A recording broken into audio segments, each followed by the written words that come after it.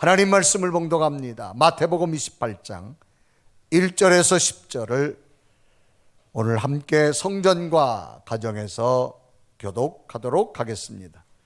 우리 가정에서 성전 봉독하는 거 제가 다 듣고 있습니다. 큰 소리로 하셔야만 됩니다.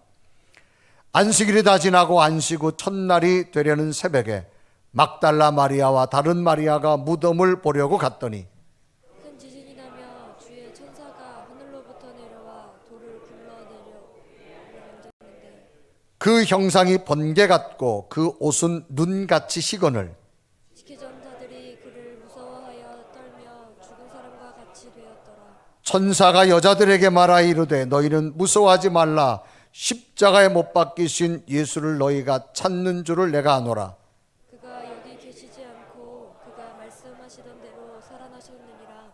와서 그가 누우셨던 곳을 보라. 또 빨리 가서 그의 제자들에게 이르되 그가 죽은 자 가운데서 살아나셨고 너희보다 먼저 갈릴리로 가시나니 거기서 너희가 배우리라 하라. 보라 내가 너희에게 일렀느니라 하거늘. 그 여자들이 무서움과 큰 기쁨으로 빨리 무덤을 떠나 제자들에게 알리려고 가는지랄세. 예수께서 그들을 만나 이르시되 평안하냐 하시거늘 여자들이 나아가 그 말을 붙잡고 경배하니 이에 예수께서 이르시되 무서워하지 말라. 가서 내 형제들에게 갈릴리로 가라 하라. 거기서 나를 보리라 하시니라. 아멘. 부활의 감격, 부활의 새로운 역사가 오늘 예배하는 여러분에게 성전과 가정과 또 병원 침상에서 흩어져 있는 곳 어느 곳 해외에서도 하나님의 역사가 임하기를 주님의 이름으로 축복합니다. 아멘.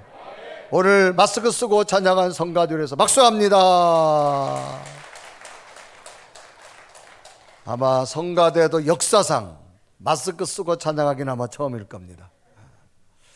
또 가정에서 예배드리는 분은 저기 저 아무개 집사님 지금 다리 꼬고 있잖아요. 빨리 다리 내리세요. 제가 다 보고 있습니다. 가정 예배 드리는 분들 다 함께 이 시간 예배 가운데 주의 은혜가 넘칠 줄로 믿습니다. 자, 우리 가정에서나 성전에서나 옆을 바라보고 할렐루야 주님의 부활이 함께 하길 바랍니다. 아멘. 세계는 많은 빅 사건이 뉴스로 등장합니다. 빅뉴스가 등장할 때마다 처음에는 놀라운 듯 하지만 시간이 흐르고 나면 그 당시의 빅뉴스는 금세 사라져 버리고 맙니다. 1969년 아폴로 11호가 닐 암스트롱을 주축으로 해서 달나라에 처음 갔습니다.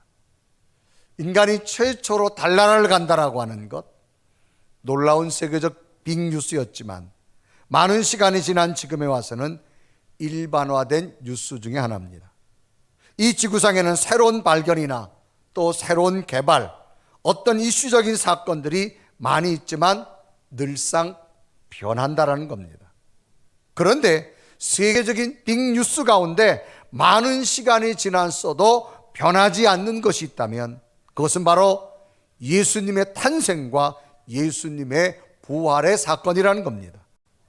예수님의 탄생으로 인류의 시간이 기원 전과 기원 후로 나누어진 시간, 지금까지 우리가 사용하고 있습니다. 예수님의 부활 또한 이 세상에 수많은 종교의 창시자들이 있었지만 그 누구도 흉내낼 수 없는 역사적 사실, 우리는 지금 또 부활을 기념하고 있습니다. 오늘날도 최첨단의 의학이 발달되었음에도 불구하고 인간의 생명은 죽음 후의 시간은 더 이상 존재할 수 없음을 이야기합니다. 그런데 예수님께서는 죽음 후에 3일 만에 부활된 사실을 분명히 증거해 주고 계시기 때문에 수많은 시간이 지났음에도 불구하고 너무나도 큰 빅뉴스 중에 하나가 예수님의 부활의 사건이라는 겁니다. 이러한 빅뉴스는 최초로 목격한 사람이 있어서 성경은 소개하고 있는데, 그런데 놀라움은 왜 하나님은 이 빅뉴스를 누구에도 기도하지 않았던 사람들을 통해서 하나님께서는 증거하게 되어졌을까라고 하는 겁니다. 수많은 사람이 있었지만 왜 전혀 기대하지 않은 사람을 통해서 이 어마어마한 빅뉴스를 하나님은 소개하게 되었었을까라고 하는 거죠. 이 궁금증을 풀려면 루키즘이라고 하는 단어를 한번 생각해 봅니다. 영어의 루키즘이라는 단어가 있습니다. 이것은 사람의 외모가 개인 간의 우열 아니라 인생의 성패까지 좌우한다고 믿어서 외모 지상주의, 외모 차별주의를 말하기도 합니다. 인간의 외모가 우열과 성패를 가름한다고 믿어서 겉모습에 지나치게 집착하는 경향을 루키즘이라 그렇게 말합니다. 그리고 외모가 뛰어난 사람이 얻는 프리미엄을 후광 효과라 그런 말을 합니다. 실험을 했습니다. 인간의 외모가 실제적으로 어떤 영향을 끼치는지를 실험을 합니다. 남자와 여성, 남성과 여성으로 구별된 사람을 통해서 실험 참가자들을 어떤 곳에 보내게 됐느냐? 심장질환과 또 난치병을 앓고 있는 사람들을 치료하기 위한 단체를 설명하면서 그 단체에 기부를 좀 해달라고 요청을 하는 겁니다. 그래서 선발된 남성과 여성이 흩어져서 이제 기부금을 받아오는 거예요. 그런데 결과가 어떻게 나왔느냐? 매력적인 용모를 가진 사람이 요청했을 때는 40%가 넘게 기부를 했지만 그다지 외모가 매력적이지 못한 사람이 요청했을 때는 25%밖에 안 되더라는 겁니다. 이것은 요청자의 신체적 매력이 기부를 받아내는데 분명히 효력을 발휘했다라고 통계가 나옵니다.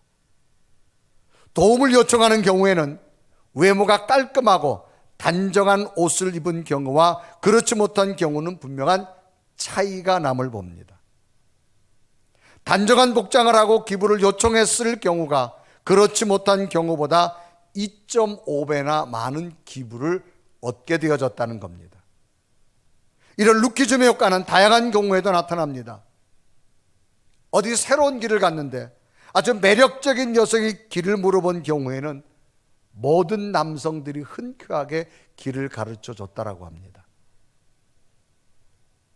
또 이 루키즘은 물건을 구매하거나 대인관계, 또 지금 선거철이잖아요. 어떤 선거 등에도 많은 부분에서 영향이 나온다고 합니다.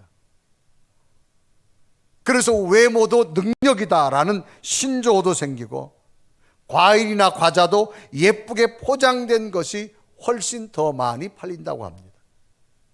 그래서 백화점 가면 많은 상품들을 아주 일반 고객들이 보고 눈으로 보고 아이 쇼핑하면서도 사고 싶은 만큼의 어떤 그 장식을 하게 되어지는 것을 봅니다.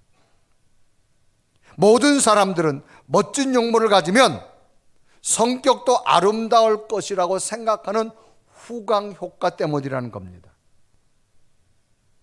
그런데 이런 신체적인 매력은 반드시 얼굴과 체형만을 의미하는 건 아니라고 합니다.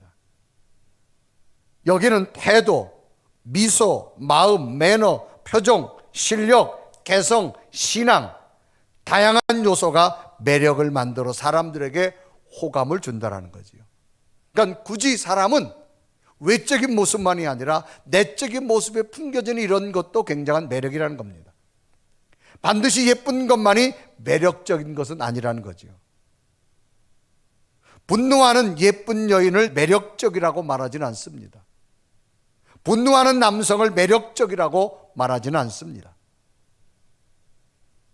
외모는 매력의 한 요소일 수는 있지만 외모가 전부 매력일 수는 없다라는 겁니다. 우리는 최고를 지칭할 때 짱이란 말을 씁니다. 얼굴 짱만 매력 있는 것이 아니라는 겁니다. 우리에게는 마음의 짱도 있고 믿음의 짱도 있고 섬김의 짱도 있고 봉사의 짱도 있고 나눔의 짱도 있고 보이지 않는 부분의 최고의 것들이 많다라는 겁니다. 오늘날 사람들은 외모 지상주의에 있지만 하나님은 우리들의 내면을 더 귀중하고 값지게 보신다고 성경은 분명히 기록합니다. 사무엘상 16장 7절에 기록하죠. 여호와께서 사무엘에게 이르시되 그 용모와 신장을 보지 말라. 내가 이미 그를 버렸노라. 나의 보는 것은 사람 같지 아니하니 사람은 외모를 보거나 나 여호와는 중심을 보시느니라. 얼굴은 마음의 거울이란 말이 있습니다. 외모 이전에 내면을 가꾸는 지혜가 분명히 필요할 줄로 믿습니다. 예전에 그런 이야기 있었죠.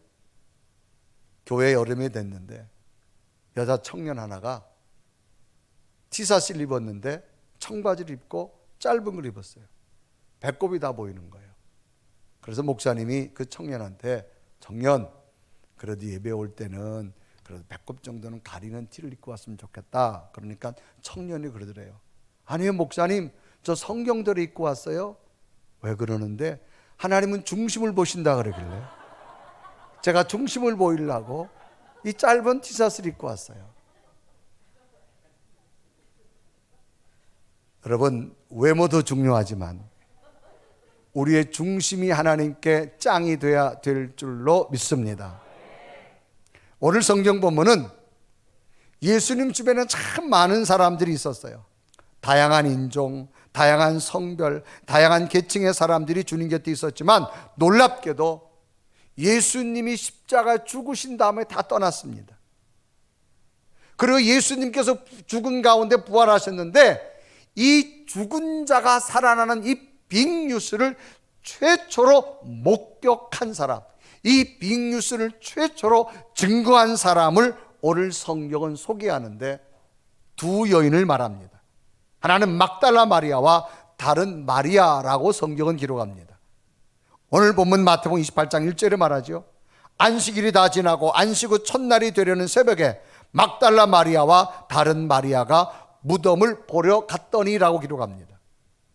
지상 최대의 사건, 누구도 흉내낼 수 없는 죽은 자의 부활, 최초로 목격했다고 하는 것은 참으로 놀라움 중에 하나입니다. 어마어마한 빅뉴스입니다. 예수님이 돌아가신 후에 동굴에 장사하고 안식 후 첫날에 모두가 떠났지만 예수님에게 달려온 시신의 향유를 바르기 위해서 달려온 여인은 이 두 여인인데 이 두 여인이 예수님의 부활을 최초로 목격하게 되어졌고 이 부활의 소식을 빅뉴스로 전하게 됩니다. 그래서 마태복음 28장 5절과 6절은 기록하죠. 천사가 여자에게 말하이르되 너희는 무서워하지 말라. 십자가에 못 박힌 예수를 너희가 찾는 줄을 내가 아노라. 6절에 보면 그가 여기 계시지 않고 그가 말씀하신 대로 살아나셨느니라. 와서 그가 누우셨던 것을 보라. 또 9절에 이어서 예수께서 그들을 만나 이르시되 평안하냐 하시거늘 여자들이 나아가 그 발을 붙잡고 경배하니 이르습니다. 참으로 놀라운 일이 아닐 수 없습니다. 예수님 주변에 수많은 사람이 있었지만 제자들도 있었지만 그들은 죽음 후에 다 떠났습니다. 실망하고 다 사라졌습니다. 그런데 예수 그리스도의 누구도 알 수 없었던 죽은 자의 부활, 예수님의 부활을 최초로 목격하고 최초로 빅뉴스 사건으로 전한 사람은 이 두 여인이라는 사실입니다. 그러면 이 두 여인은 어떤 믿음을 가졌기에 수많은 사람 가운데 이 여인에게 부활의 빅뉴스를 증거하였는가를 발견해 보면서 오늘 우리 심령 속에 이 여인이 가졌던 믿음을 가지셔서 누구도 경험할 수 없었던 부활의 감격이 여러분 속에 임하셔서 여러분들 속에 새로운 하나님의 역사가 빅뉴스처럼 일어나기를 주님의 이름으로 축복합니다. 최초의 빅뉴스를 증거한 이 여인들은 어떤 믿음의 여인이었을까? 첫째는 늘 앞선 신앙의 실천자였더라는 겁니다. 여러분, 앞서다라고 하는 것하고 뒤에 따라가라는 걸 다릅니다. 이 여인들은 늘 앞선 신앙의 실천자였다. 오늘 본문의 소개는 막달라 마리아와 다른 마리아가 안식일이 지난 다음 날 새벽에 주님의 무덤에 찾아온 내용이 기록됩니다.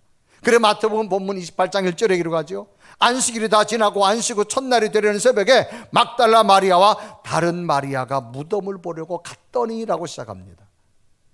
특히 마가복음에는 예수님의 시신에 이제 향유를 발라드리려고, 중동 사막 지역에서는 사람이 죽고 나면 시신을 부패하지 않기 위해서 그 몸에다 향유를 발라드립니다. 그래서 여인들이 향유를 발라드리려고 예수님이 묻혀있는 동굴로 갔다라고 말하죠.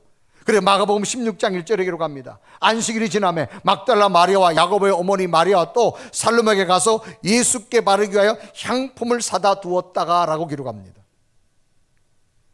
이들은 안식일이 지나고 쉬었다가 다음날 새벽이 되자 무덤을 찾아갑니다. 예수님께서 금요일 돌아가셨습니다. 토요일이 안식입니다. 그 다음날 오늘날 말하면 주일날이 되어지죠. 예수께서는 로마 병정에서 십자가에 처형당한 후에 군인들이 지키는 동굴 속에 시신이 안치되어 있습니다. 예수님이 죽자 수많은 사람들이 따라하지 않았지만 예수님의 제자들마저도 다 주님 곁을 떠났습니다. 이런 새벽에 로마 군인이 예수님의 시신을 지키고 있는 이 새벽에 이 여인들이 찾아간다고 하는 것 매우 어려운 상황입니다. 그런데도 이 여인은 새벽에 급한 마음으로 이 동굴을 찾아갑니다. 왜 이 여인들이 찾아갔을까요?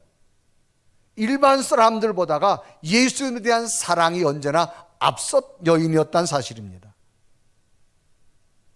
당시 예수님의 시신을 만난다고 하는 것, 로마 군인들에게 들킬지도 모릅니다. 예수님의 십자가 로마의 군인들이 죽였는데 예수님을 추종자들도 잡아서 죽일 수 있습니다. 그런 상황에 이 여인들이 새벽에 예수님의 시신을 있는 곳을 간다라고 하는 것, 누구보다도 이 여인들은 예수님의 사랑이 내면 깊은 곳에 누구보다 앞선 신앙의 모습이었다는 겁니다. 이런 모습만 보아도 누구보다도 주님에 대한 사랑과 열정, 어떤 사람보다도 앞장섰다라고 하는 이 여인의 모습입니다. 그래서 친히 그 위험을 무릅쓰고 향유를 가지고 주님의 시신에 향유를 발라드리려고 새벽에 동굴로 찾아간 이 여인의 신앙의 모습들, 정말로 믿음의 실천자라고 말할 수 있죠. 우리가 삶을 살다 보면, 일을 하다 보면 세 가지의 모습의 사람이 있습니다. 첫째는 남들이 하는 만큼만 하는 사람이 있습니다. 일을 하다 보면요. 두 번째는 남들보다 꼭 한 발 뒤쳐서 일하는 사람이 있습니다. 세 번째는 남들보다 한 발 앞서서 일하는 사람이 있습니다. 남들이 하는 만큼 하는 사람, 남들이 하는 것보다가 꾀를 부려서 뒤처지는 사람, 남들보다도 한 발 앞서서 일하는 사람. 위대한 역사는 언제나 남들보다 한 발 앞서서 최선을 다한 자들과 하나님의 역사는 만들어졌다는 사실입니다. 이건 신앙의 세계에서도 마찬가지입니다. 은혜 체험도 남들보다 한 발 앞서는 신앙, 이런 사람이 은혜 체험합니다. 사명 감당도 남들보다 한 발 앞서서 하는 사람이 영적 체험도 하고 사명도 감당하는 겁니다. 교회 생활도 봉사 생활도 남들보다 한 발 앞서서 실천하는 자들에게 하나님의 영적 세계를 보게 될 줄로 믿습니다. 근데 신앙생활도 남들 하는 만큼만, 또 남들보다가 조금 뒤쳐하는 사람, 그러나 내 환경을 뛰어넘어서 남들보다 앞선 신앙생활, 하나님의 역사가 일어나게 될 줄로 믿습니다. 그래서 사도 바울은 우리의 신앙의 모습을 운동장에 달리는 운동 경주자와 같다고 말합니다. 그래서 남들보다 열심히 뛰어서 상을 얻으라는 거예요. 고린도서 9장 24절에 말합니다. 운동장에서 다름질하는 자들이 다 달릴지라도 오직 상을 받는 사람은 한 사람인 줄 너희가 알지 못하느냐? 너희도 상을 얻도록 이와 같이 다름질하라 라고 말합니다. 저는 여러분의 신앙이 앞선 신앙이 되셔서 누구도 경험해 보지 하나님의 영적 세계가 경험됐으면 좋겠습니다. 우리가 동계올림픽 때 우리나라가 이 피겨 이 스피드 내는 그 스케이팅을 뭐라 그러죠? 속도를 내며 달리는 스케이팅. 예? 뭐요? 저도 알아요. 쇼트트랙. 여러분 그거 한번 가만 보십시오. 우리나라가 갑자기 우승할 때 어떤 경우가 있었는가 하면 선수 거기 똑같이 들어와요. 근데 마지막 어떤 일이 벌어졌어요? 스키했던 날을 가지고 확 시켜들잖아요. 그러니까 여러분 저 날이 몇 센치밖에 안 돼요. 저것 때문에 금메달과 은메달이 갈라지는 거예요. 여러분, 신앙도 마찬가지예요. 남들보다 앞서는 신앙이 되십시오. 거기에 새로운 역사를 보게 될 줄로 믿습니다. 그냥 따라가는 신앙, 남들보다 뒤처지는 신앙, 하나님의 역사를 볼 수 없습니다. 그래서 로마서 12장 11절에 말합니다. 부지런하여 게으르지 말고 열심을 품고 주를 섬기라. 여러분, 기업을 하는 분도 어떻습니까? 남들보다 앞서서 열심히 제품을 개발하려고 합니다. 투자하는 겁니다. 기업의 아이들을 만듭니다. 이 여인들은 정말로 갈 수가 없는 상황입니다. 예수님 주변에 있던 제자들도 다 떠났어요. 그렇게 예수님을 사랑하던 사람 다 떠났어요. 죽음 앞에 끝났다고 생각됐어요.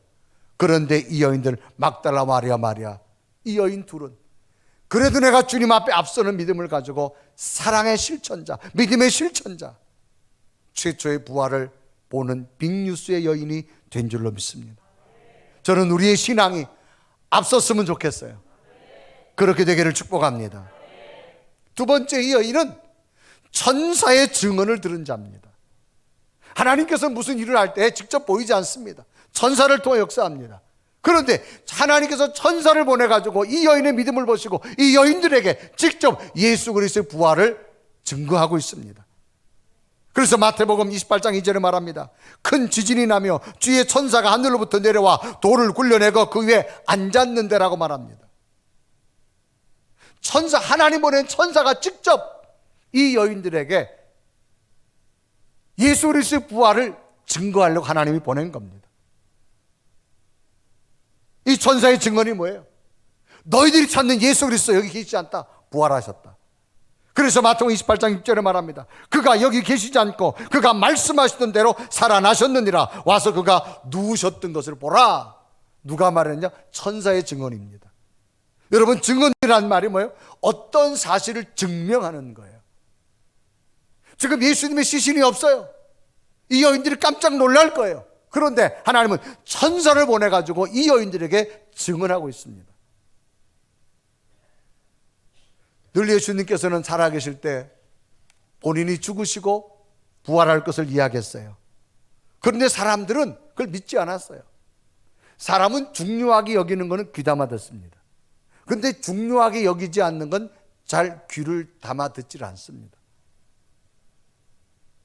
중요하게 여기지 않기 때문에. 간혹 이런 경우, 여러분, 내가 저 사람에게 돈을 꿨지요? 그 사람은 시간 지나고 나면 꿨는지 안 꿨는지 몰라요. 꿔준 사람은요, 꿔준 시간까지 기억하고 있어요. 왜? 서로 여러분 생각하는 비중이 다르기 때문이에요. 내 돈을 저 사람에게 빌려준다? 여러분 얼마나 그 돈을 벌려고 애를 썼어요. 근데 빌려준다? 반드시 받아야 돼요. 꿔간 사람은 그때는 뭐 어쩌고 저쩌고 하도 시간 지나고는 잊어버려요. 그래서 뭐가 필요해요? 서로 차용증이 필요한 거예요. 사람은 중요하게 여기는 건 기억하는데 중요하게 여기지는 건 기억하지 않습니다. 예수님이 평상시에 이렇게 말씀했어요. 내가 죽지만 3일 만에 부활한다고. 그래서 마태복음 16장 21절에 분명히 말합니다. 이때로부터 예수 그리스도께서 자기가 예루살렘으로 올라가 장로들과 대제사장들과 서기관들에게 많은 고난을 받고 죽임을 당하고 제3일에 살아날 것을 제자들에게 비로소 나타내시니라. 22절에 보면 베드로가 예수를 붙들고 항변하여 이르되 주여 그리 마옵소서 이 일이 결코 주께 일어나지 않겠습니다. 베드로마저도 무슨 일이 주님께서 이렇게 나타나겠습니까? 그런데 이 여인들도 인간인지라 어떻게 죽은 자가 살아납니까? 이 여인도 그래서 예수님의 시신에 향유 바르러 왔어요. 그런데 예수님의 시신이었고 부활한 거 믿을 수 없어요. 그래서 하나님께 누굴 천사를 보내는 겁니다. 천사를 보내서 분명히 말하죠. 누가복음 14장 5절에 말합니다. 여자들이 들어 얼굴 땅에 대며 두 사람이 이르되 어찌해 살아있는 자를 죽은 자 가운데 찾느냐? 여기 계시지 않고 살아나셨느니라. 천사를 보내서 일러주신 줄로 믿습니다. 법정에서 증인이 굉장히 중요합니다. 천사가 증인이 됐습니다. 오늘날 우리에게 증인이 무엇일까요? 성령께서 우리 마음속에 친히 찾아와서 증인 될 줄로 믿습니다. 우리가 두려워하고 힘들 때 여러분 마음속에 찾아온 성령님, 사랑하는 아무개야, 두려워하지 마라. 내가 너와 함께하리라. 내가 너를 도우리라. 내가 너를 세우리라. 이런 성령의 음성을 듣는 수 있는 믿음이 되기를 바랍니다. 사람은 남들이 모르는 새로운 정보를 얻는다고 하는 것을 큰 뉴스라고 말하잖아요. 여러분, 모두가 낙심될 때 날마다 매일매일 기도 가운데 하나님께서 쌓인 주신 성령의 음성을 들으십시오. 날마다 든든하게 살아가는 삶이 되기를 바랍니다. 마지막으로 여인은 사명의 전달자였습니다.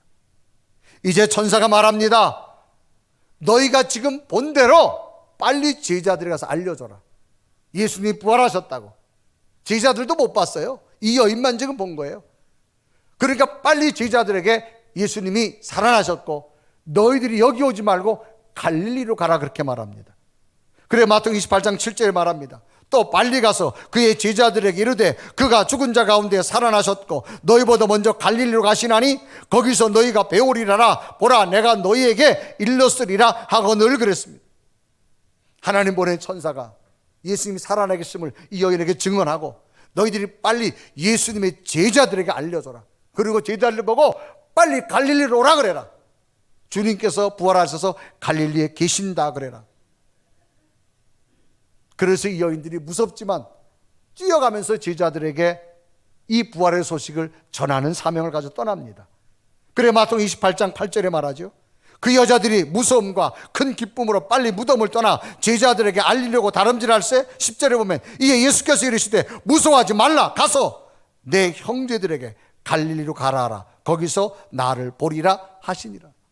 천사들로부터 사명을 받았어요. 빨리 가 증거해라. 여러분 사명이 뭐예요? 맡겨진 임무입니다. 내게 맡은 일입니다. 너희들은 두려워하지 말고 빨리 지금 내가 할 일은 이 빅뉴스를 증거하라는 겁니다. 누구에게? 제자들에게 증거하라는 겁니다.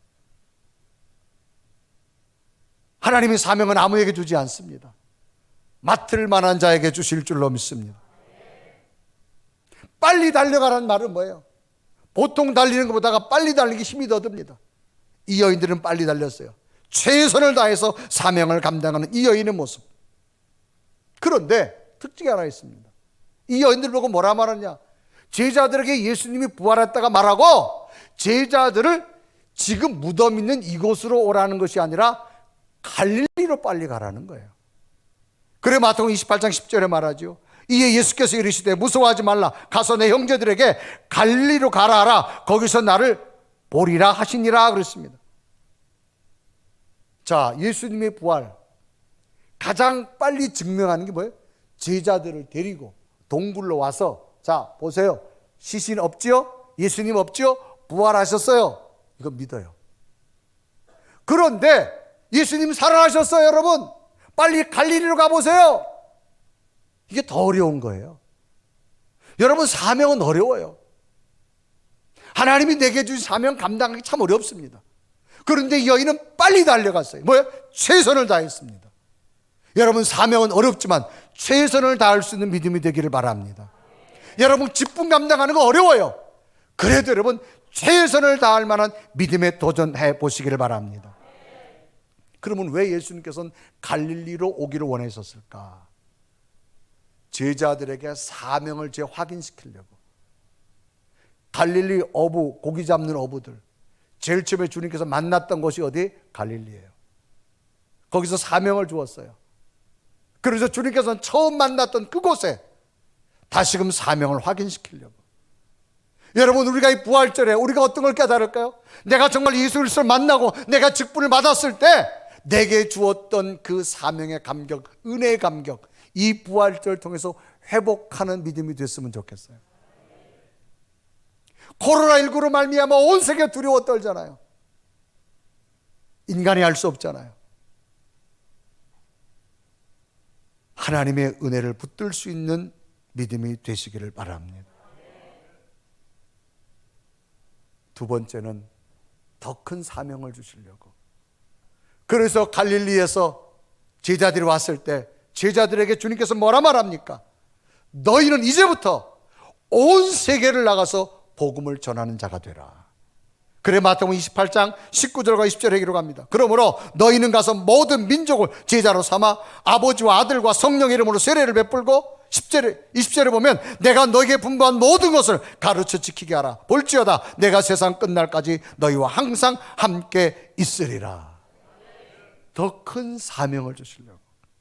여러분, 우리는 부활에 제자들이 갈릴리에 모여서 예수님의 부활을 목격하고 다시 사명을 재확인하고 더 큰 사명을 받은 것처럼 2020년 이 부활에 하나님 성전에 각 가정의 예배 처소에서 다시 우리에게 첫 번째 믿음을 회복하시고 더 큰 사명을 감당하는 여러분 됐으면 좋겠습니다. 그 부활의 역사가 우리에게 있을 줄로 믿습니다. 왜? 하나님은 사명 감당하는 자를 지켜주시기 때문입니다.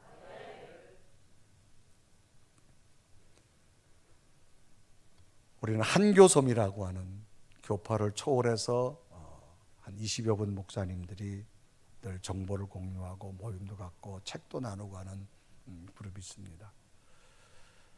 거기에 늘 이제 수시로 단체 카톡을 하다 보니까 3일 전에 일산에 있는 성광교 유관재 목사님이 카톡에 글을 올렸어요. 그 글을 올렸는데 어떤 글이냐? 스페인에 있는 우리 교회가 후원하는 의사 선교사로부터 편지가 온 거예요. 그러면서 그 편지를 카톡에 올렸는데 그 카톡의 편지 내용을 쭉 그 의사 선교사가 스페인에 올렸는데 그 글을 읽다가 너무너무 이 사명이 참 귀하구나. 그 편지를 한번 제가 여러분에게 읽어드리겠습니다. 목사님, 그동안 제가 좀 아팠어요. 코로나 바이러스 증상을 보이면서 정말 많이 힘들었습니다. 아무래도 슈퍼마켓 오가다가 감염됐듯 싶어요. 한 열흘 전에 머리가 아프기 시작했는데 그저 감기 증상이겠지 하고 대수롭지 않게 생각하고 파라세라몰을 먹으며 통증을 다루었습니다. 그런데 통증이 예사롭지 않게 심하고 몸살 기운까지 겹치기에 심한 독감에 걸렸나 했습니다. 그러면서도 코로나 바이러스는 예상도 하지 못하고 사나흘을 지났습니다. 그런데 밤으로 열이 나기 시작했습니다. 덜컥 염려가 되었습니다. 기침도 잦아지기 시작했습니다. 아이들이 걱정이 되기 시작했습니다. 증상이 하나둘 확인되기 시작했을 때는 벌써 아이들과 붙들고 씨름한 지가 여러 날이 지나버려 아이들과의 격리를 시도하기엔 너무 늦었다는 게 제일 염려가 되었어요. 열이 심해져 해열제로 잡히질 않고 나흘 전에는 문득 아무 냄새도 맡을 수가 없고 음식 맛도 느낄 수가 없는 데다가 식욕이 현저하게 떨어졌습니다. 간신히 아이들에게 할머니에게 밥을 차려주고는 나중에 먹겠다는 핑계를 대며 제 방으로 들어 누웠습니다. 하도 오한이 나고 떨려 겨울 내복을 다시 꺼내서 껴입고 겨울 방한복까지 챙겨 입고는 이불을 뒤집어 쓰고 끙끙 앓았습니다. 아이들에게 아빠가 아프다는 것을 알게 할 수 없었습니다. 그렇게 사흘을 꼬박 앓았습니다. 너무나 몸이 아팠습니다. 겨우겨우 아이들 밥을 챙겨주고 숙제를 도와주고 잠자리에 들기까지 버티기가 참으로 버거웠습니다. 그제 새벽 2시쯤인가 악몽과 함께 호흡곤란이 와서 잠에서 깨어났습니다. 아, 이제는 판단을 해야 할 때가 왔구나. 더 이상 아내에게 감출 수가 없겠다라는 생각이 들었습니다. 그런데 차마 아내에게 내가 감염이 되었다는 말을 할 수가 없는 상황이었습니다. 야근 당직에 나가 있어서 돌아올 때까지 기다려야 하기도 했지만 만일 이 일을 알린다면 아내는 아마 너무도 어처구니 없는 상황에서 실신해 버릴 수도 있겠다는 생각까지 들었습니다. 하룻밤만 더 버티기로 걱정을 했습니다. 그리고 하나님께 기도로 나아가기로 또한 작정을 했습니다. 하나님, 저만 아프게 해달라고, 아이들에겐 전염이 안 되고 그냥 지나가게 해달라고, 무지한 의사로서 기도드린 게 아니고 아버지 아들 주의 종으로서 기도드린다고 말씀드렸습니다. 제가 바이러스에 걸려 실려나가면 하나님 체면이 말이 아닙니다 라고 울부짖었습니다. 불가능한 일을 가능하게 해달라고 밤새 울며 매달렸습니다. 그렇게 어제 날이 밝았습니다. 그런데 열이 내려가 있었습니다. 몸이 아픈 것도 훨씬 덜했습니다. 좋으신 하나님께서 오늘 새벽부터는 보다 온전히 회복을 시켜주시네요.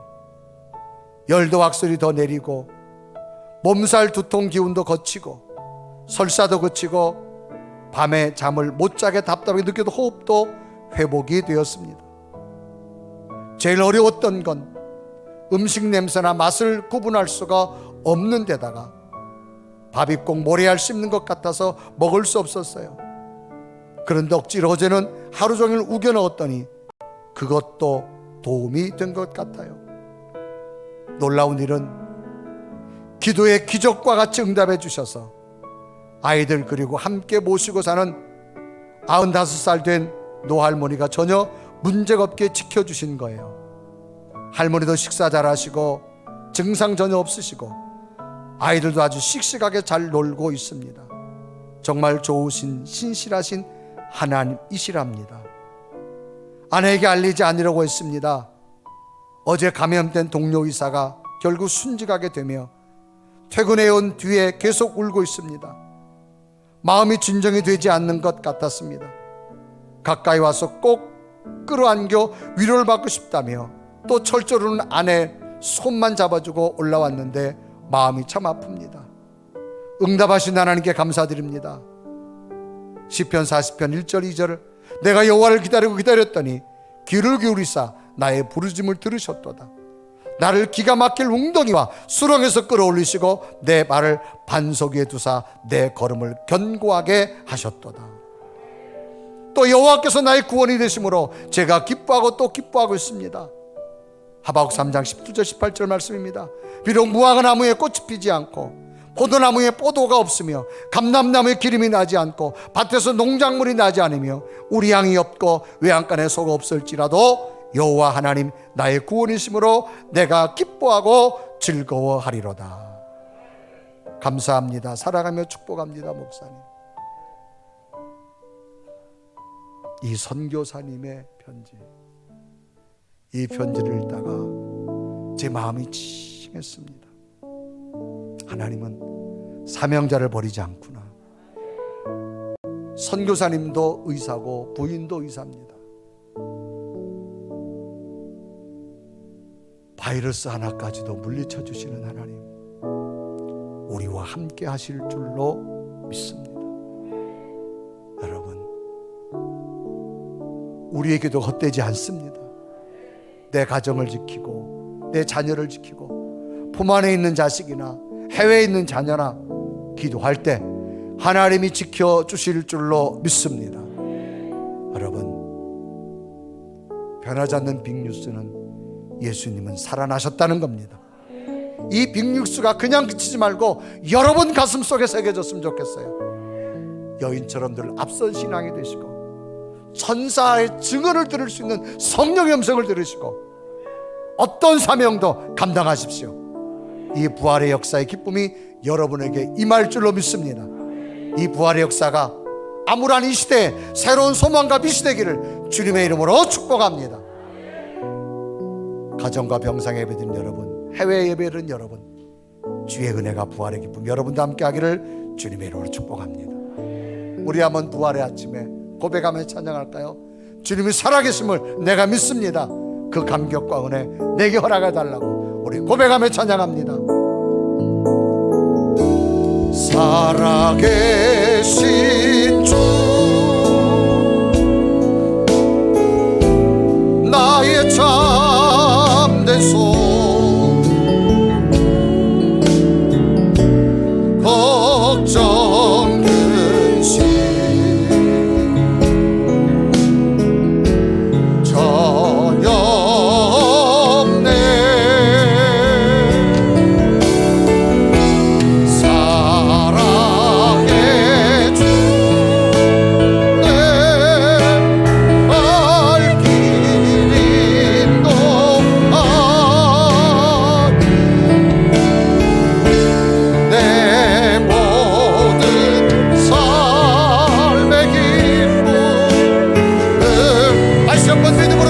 기도합니다.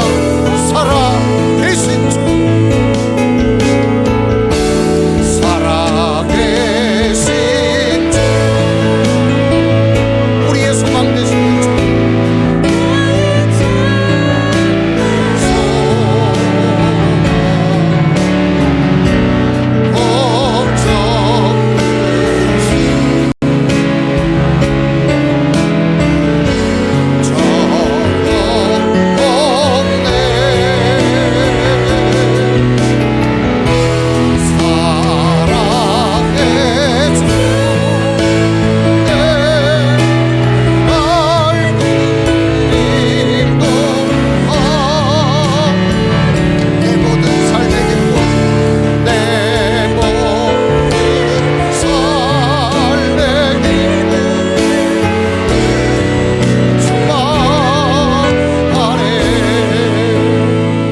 같이 두 눈을 감으시고 2020년 우리는 색다른 부활절로 예배합니다.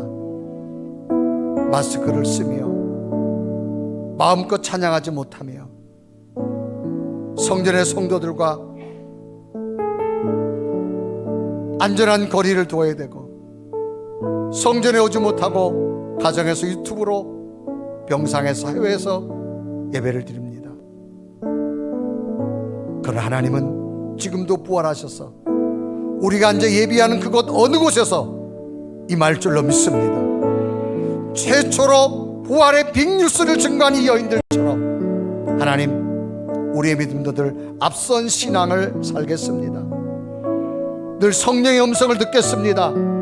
내게 어떤 사명을 주어졌다 할지라도 감당하겠습니다.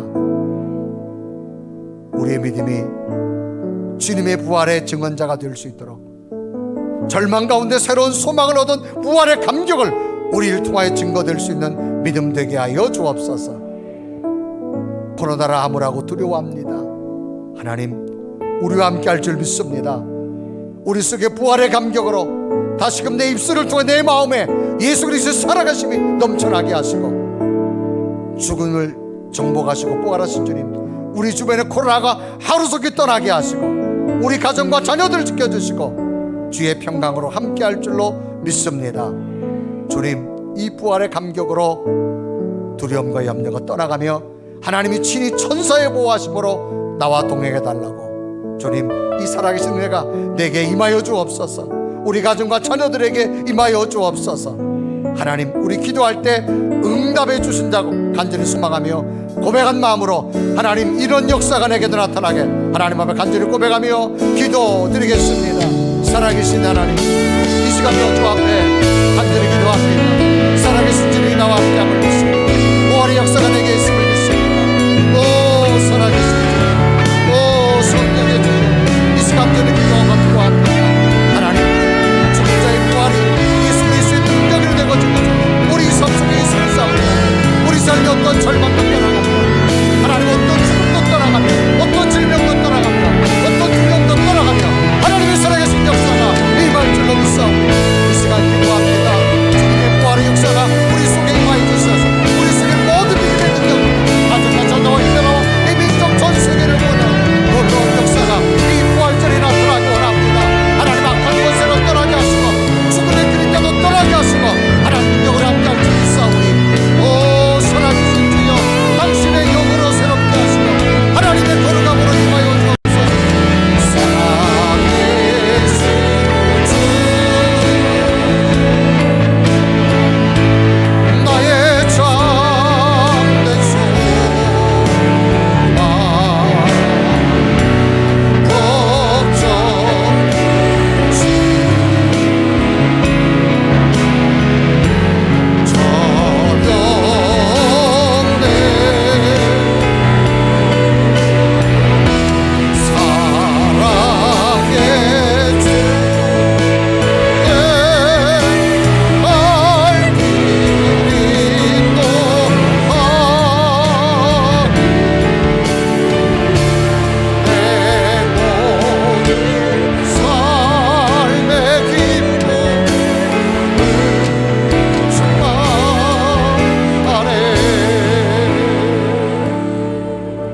우리 다 같이 두 손을 가슴에 댑니다.